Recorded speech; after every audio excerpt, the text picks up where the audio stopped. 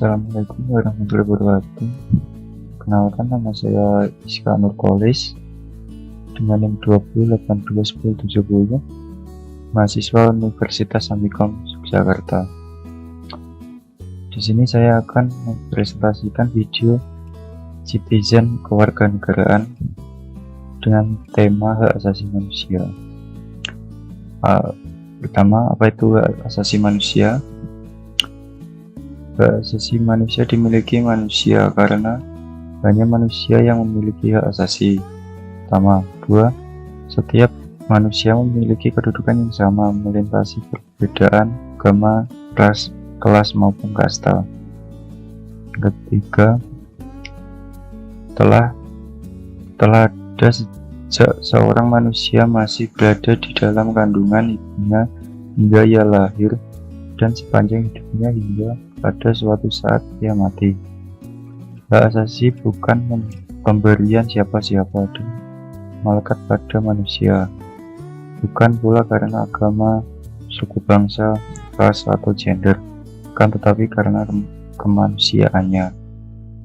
Oleh karena itu, HAM atau hak asasi manusia tidak dapat ditiadakan oleh manusia atau kelompok atau lembaga manapun dari luar dirinya. Sebagai garis besarnya, hak asasi manusia adalah hak yang melekat pada manusia karena ia adalah manusia. Yang kedua, prinsip dasar hak asasi manusia.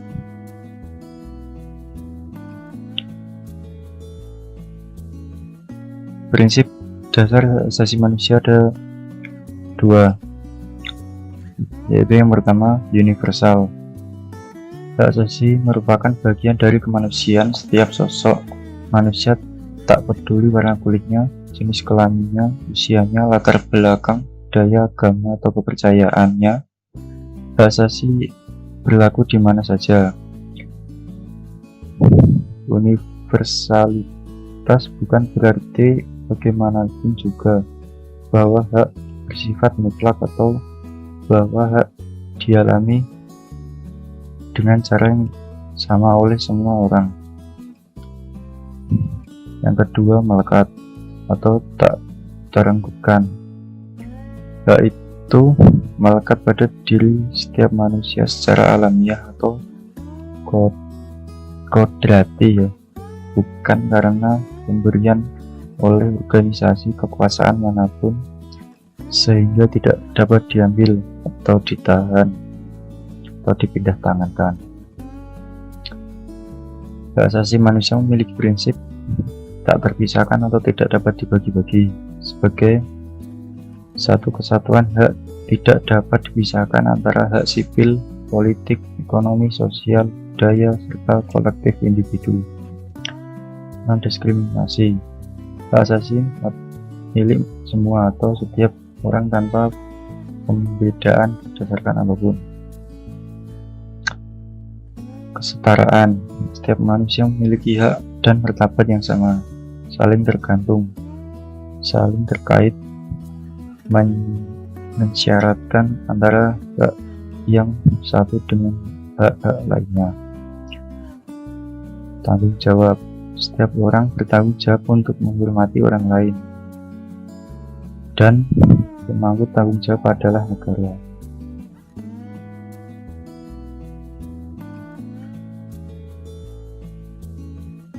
Yang ketiga, HAM, manusia dan negara.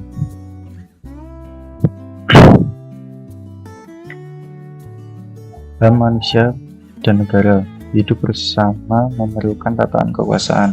Kekuasaan itu bagaikan leviathan atau binatang bengis yang sangat besar kekuatannya, tapi juga hasil kesepakatan atau kontrak sosial.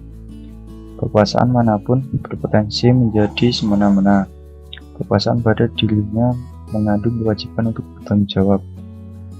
HAM ada untuk memastikan bahwa kekuasaan tidak semena-mena terhadap orang atau warga yang dikuasainya. HAM adalah standar etika penyelenggaraan kekuasaan. Kewajiban negara.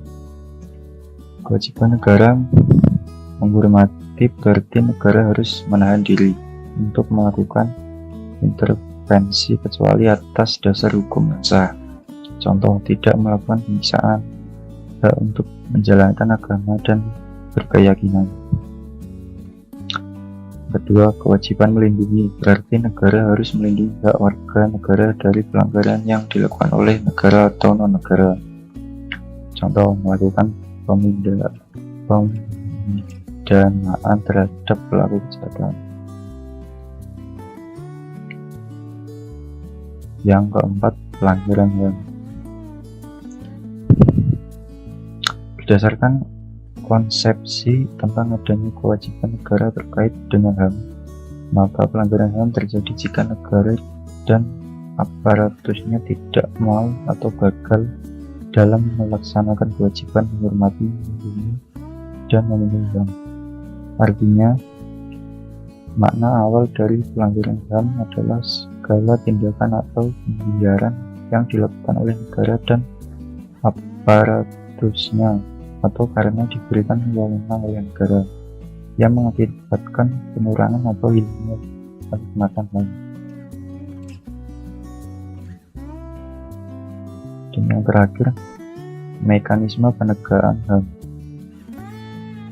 Mekanisme penegakan HAM atau hak asasi manusia adalah upaya untuk mewujudkan tanggung jawab negara melalui pelaksanaan kebijaksanaan dan peraturan perundang-undangan dalam bidang hukum, politik, ekonomi, sosial, budaya, pertahanan, keamanan negara, dan bidang lainnya.